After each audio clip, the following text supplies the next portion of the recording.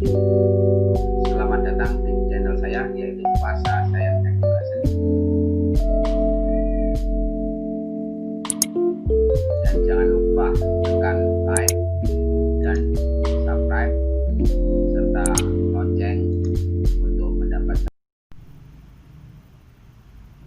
Oke, assalamualaikum warahmatullahi wabarakatuh. Merdeka belajar. Salam.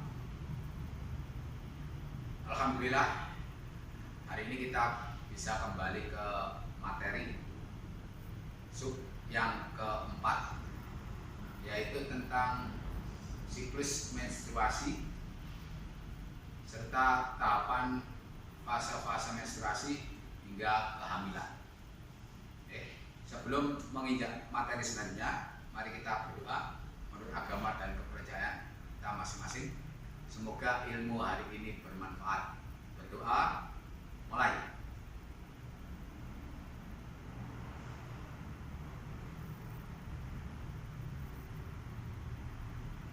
Terima kasih anak-anak yang saya banggakan.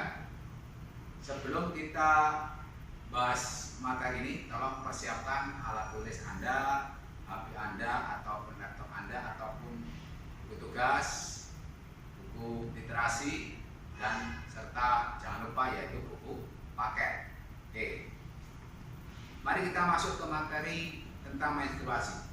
Oke, sebelumnya itu mari kita tahu tujuan kita. Kalau jadi KD-nya sama seperti di dalam awal video saya yang pertama ini KD-nya.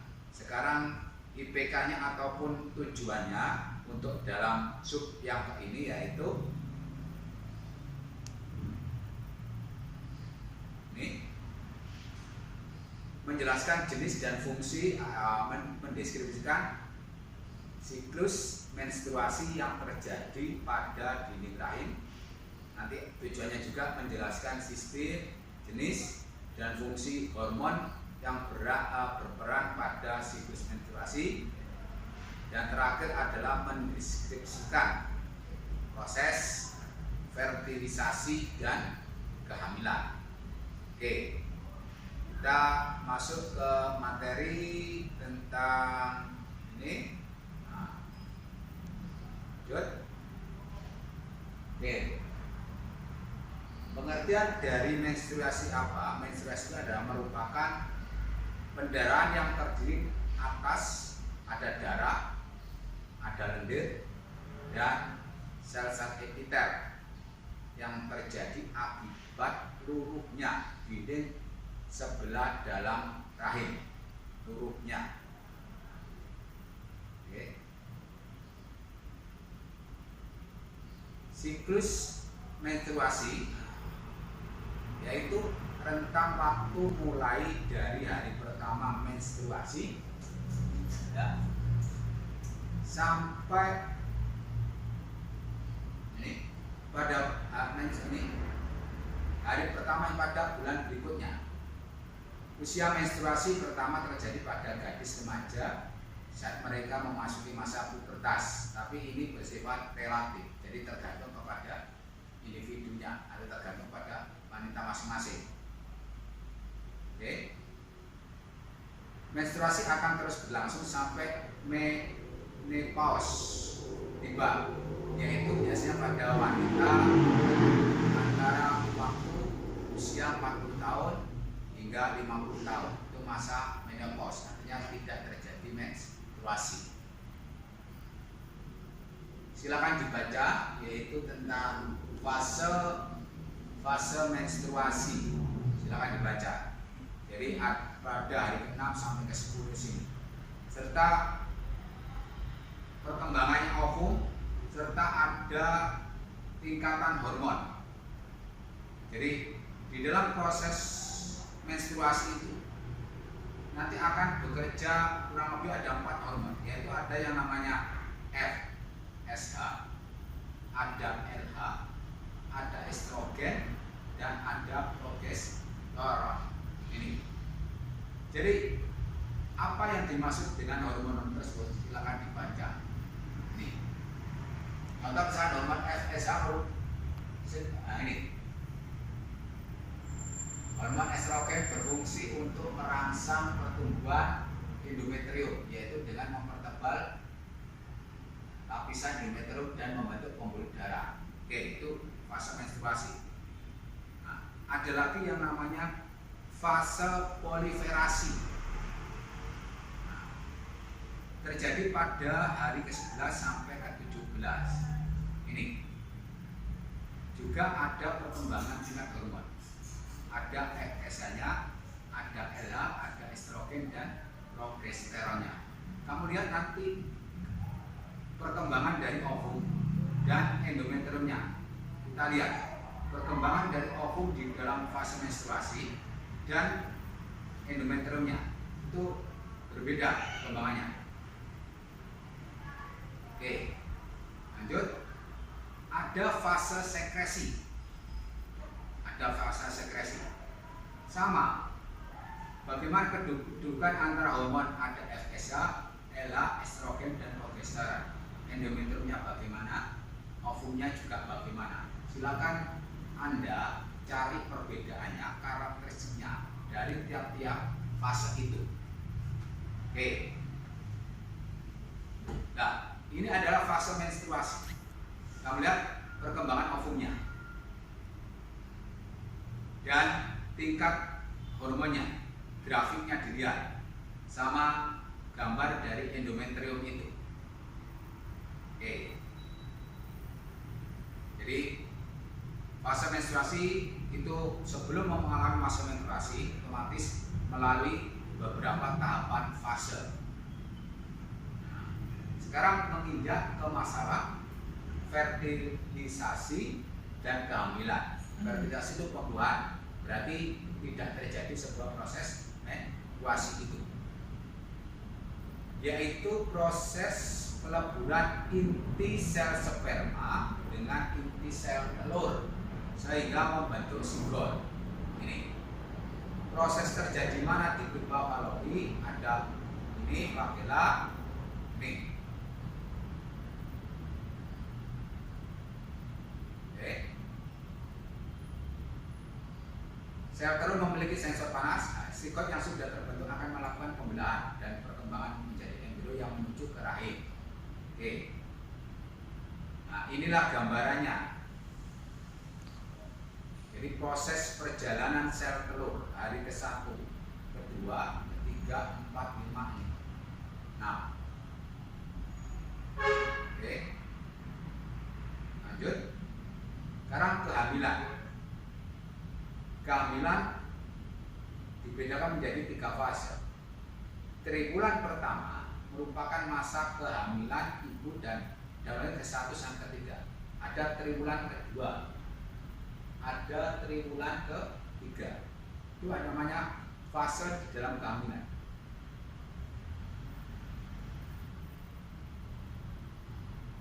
Sekarang tanda-tanda kehamilan. Jadi sering kita di masyarakat itu bisa mendengar ataupun tahu informasi tentang tanda-tanda kehamilan. Yang jelas tidak timbul haid atau menstruasi, mual.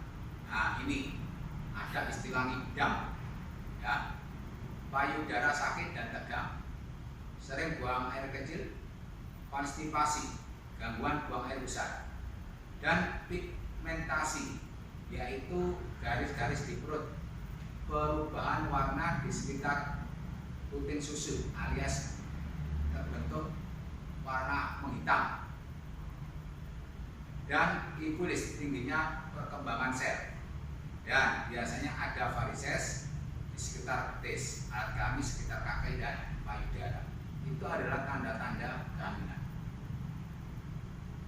Ini ada tanda pasti dan tidak pasti terjadinya kehamilan. Tanda tidak pasti terjadi kehamilan itu ada perut membesar, tanda Hegar, tanda Chadwick, tanda Bispek ini, dan bisa menggunakan tes kehamilan, alat tes kehamilan itu bisa menyatakan positif atau negatifnya itu. Oke.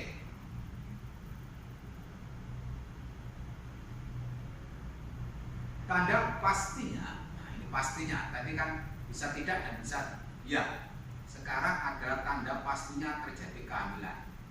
Gerakan janin dalam rahim terlihat dapat menggunakan pemeriksaan USG, ya, ultrasonik. Terlihat dan raba bagian-bagian janin dengan menggunakan pemeriksaan lepot manuver. Jadi USG itu nanti ada USG 2 dimensi, ada 4 dimensi itu. Terdengar denyut jantung janin dengan stetoskop Doppler.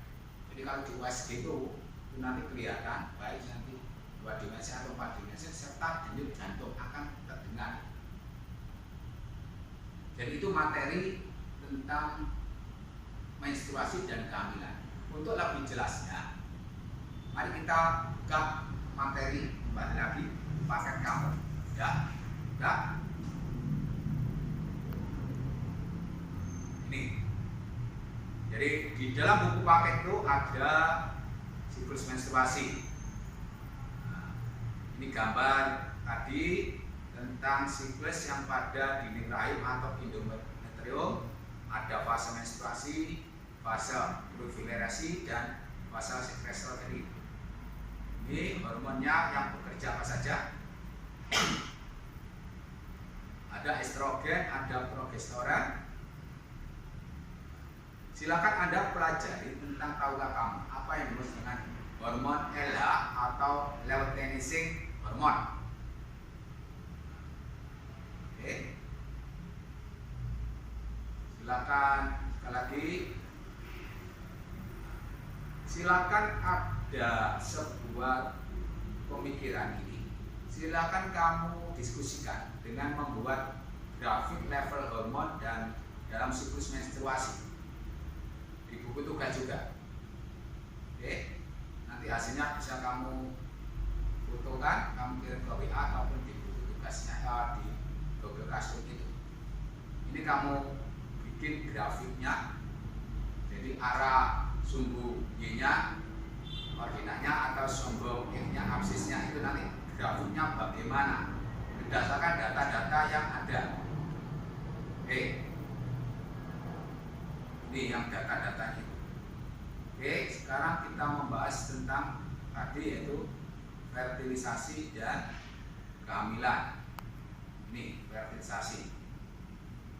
Ini adalah gambar dari skema pergerakan flagella sel sperma. Ini peristiwa proses pembuahan, gambarnya proses pembuahan. Nah, inilah adalah jutaan gambar, jutaan sperma yang menuju mengerumuni sel telur seperti ini. Bisa kamu lihat atau kamu cari di dalam video proses pembuahan sel telur, itu akan lebih jelas. Nah, inilah gambar tahapan periode perkembangan embrio itu. Nah, jadi waktu kita masih dalam rahim ibu juga akan mengalami proses perkembangan seperti ini. Nah, ini. Oke.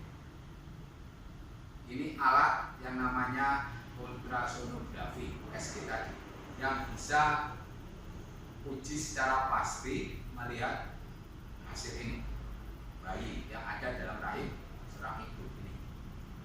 Ya, sama. Kita sering ini juga tugas silang dikerjakan. Ada yang namanya, tahu kamu yang namanya cairan ketuban atau yang disebut dengan cairan amnion itu. Ya, mempunyai banyak fungsi, dipahami. Oke. Nah, kalau ada pemikiran, ayo kita selesaikan. Silakan diselesaikan, dikerjakan di buku tugasnya. Ini. Nah.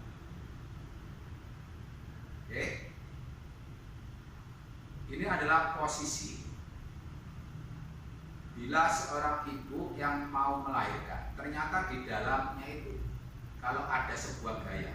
Jadi kalau kita belajar materi fisika, itu nanti ada yang namanya gaya dorong otot rahim, ada yang nama gaya gesek dengan rahim, dan ada yang nama gesek dengan cervix ini. Oke. Nah, ini adalah gambar-gambar kita pada waktu kita kecil, yang lucu-lucu itu. Nah, itu ada juga gitu. Silakan kamu mencari informasi tentang peristiwa kembar disigot dan monosigot. Apa yang dimaksud dengan kembar disigot dan kembar monosigot? Silakan cari. Oke. Oke, itu adalah pembahasan kita di dalam subbab keempat, yaitu tentang menstruasi, terus fertilasi dan kehamilan. Oke. Dengan demikian materi yang sub ini kita akhiri. Sekali lagi, kalau ada sebuah pertanyaan ataupun sesuatu yang kurang paham, silakan Anda menghubungi melalui WA saya ataupun di Google Classroom. Oke. Dan insya Allah ke depan ataupun selanjutnya akan ketemu materi yang berikutnya, yaitu materi yang terakhir di dalam di sistem atau di sistem reproduksi pada manusia. Oke, sampai ketemu lagi dan saya akhiri. Salam Merdeka Belajar. Assalamualaikum warahmatullahi wabarakatuh.